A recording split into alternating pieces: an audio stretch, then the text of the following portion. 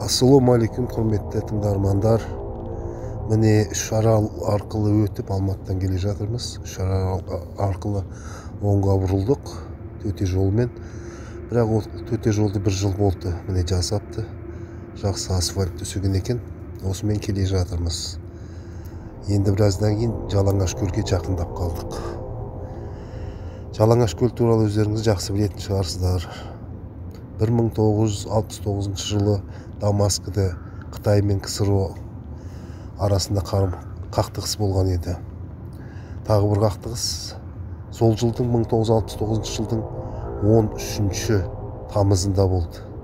Шайқас таңғы 7-тен 55 минут кеткенде басталды.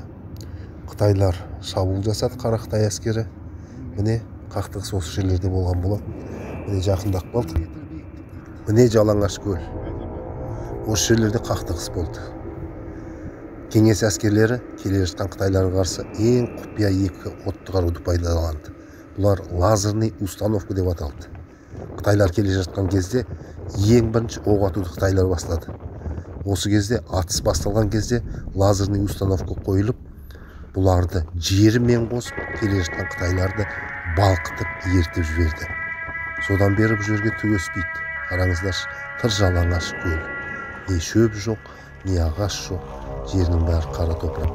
Бірақ бұл көлге түсуге көлдің астынан радоний шығады дейді. Сол себептен әйел адамдарға түсуге өте пайдалы дейді. Ер адамдарға түсуге болмайды.